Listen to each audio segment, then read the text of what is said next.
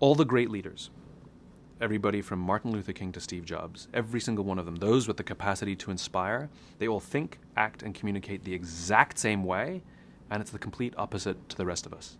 Where the rest of us start with what we do, these great leaders, those with the capacity to inspire and lead great change, all of them always start with why they do what they do. Great leaders are able to paint a picture of a future state that does not yet exist, a world that does not yet exist, in words so clear that we can imagine it ourselves.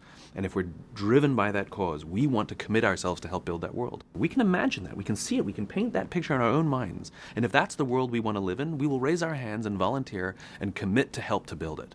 It doesn't have to be a social movement, but great leaders, even in business, act like social movements. They give us something to believe in, they give us a future state that does not yet exist, and offer us the opportunity to contribute our hard work, our blood, sweat, and tears to help build that world. They serve as a compass. That's what they do. Every single organization on the planet, even our own careers, always function on three levels: what we do, how we do it, and why we do it. What we do are the products we make, the services we offer, the things we sell. How we do it are those, whether you call it your unique selling proposition or your proprietary process or whatever you want to call it. It's the things that you think make you different or special or stand out from the crowd.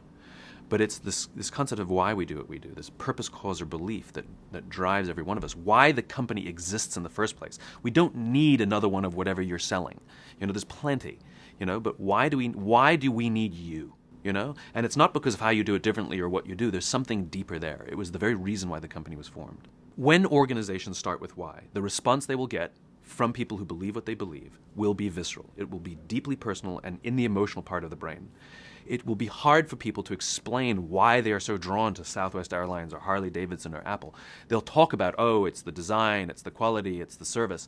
But in the reality, it's deeper than that. It's in the part of the brain that controls behavior, but not language. The best they can sum up is, I don't know, I just love it.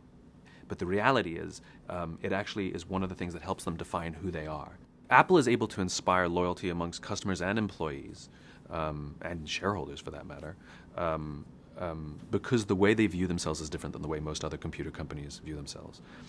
Most other computer companies define themselves by what they do. They make computers, and everything they try to do is in an effort to improve upon that thing, add more RAM, add more speed, make it blue, Apple defines themselves by why they exist, to challenge the status quo, power to the individual, think different.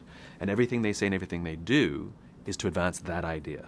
There was mass spontaneous mourning when Steve Jobs died. He's just a CEO of a company. He's a multi-billionaire who flies around in corporate jets. He's more like the rest of them than he is like us. And yet, we mourned his loss.